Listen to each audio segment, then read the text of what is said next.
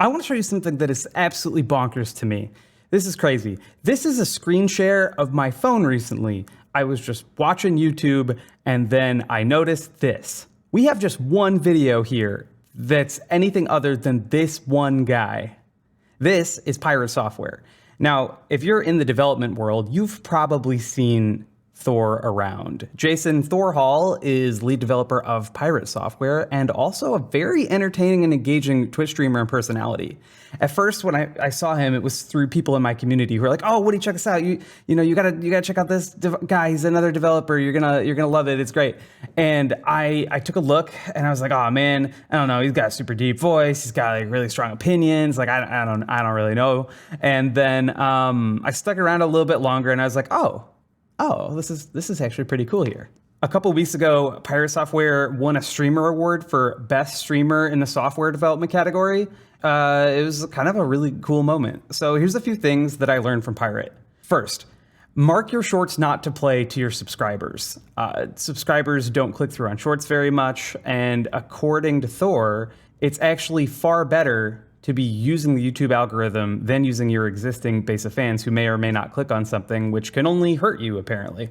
One thing I really learned is that people want to feel inside the tech and development world without going like into all the nitty-gritty details. Like I feel most like I'm in a developer environment when I'm like talking about like what to name variables or like what's the best way to stack all of my functions together. But that's very inside baseball, and that's not most people. Like most people who are day-to-day kind of interested in software development or interested in red teams or stuff like that, like they want to hear cool stories. So they want to hear Thor talk about the time that his raid buddy gets shut down while touring Blizzard. They don't want to just hear about like the semiotics of programming. The next thing I learned is be gracious. Like one of the things that really flipped me on Thor was just seeing the way he accepted this award.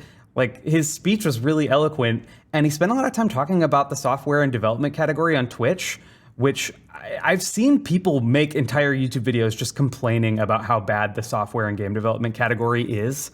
Another thing I learned is consistency. We get a new Thor short, Thorts, like every 1 to 2 days. Like these are coming out all the time.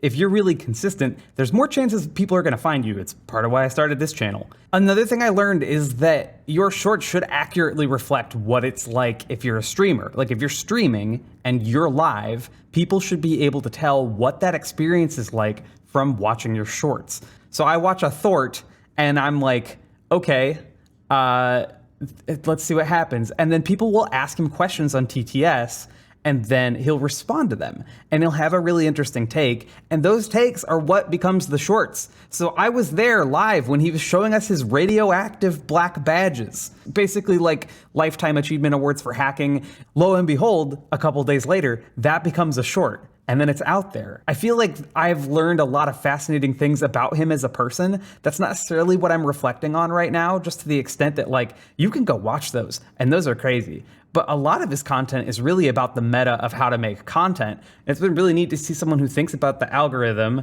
who figures out how to sort of play YouTube or Twitch like a game, and then works around that and creates a system where you can kind of create a virtuous content cycle. It's been super inspiring, and I've been thinking a lot about this.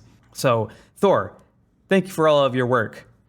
I will leave you with one more thing that I learned from watching your stuff, and that is that ferrets are incredibly cute and fun.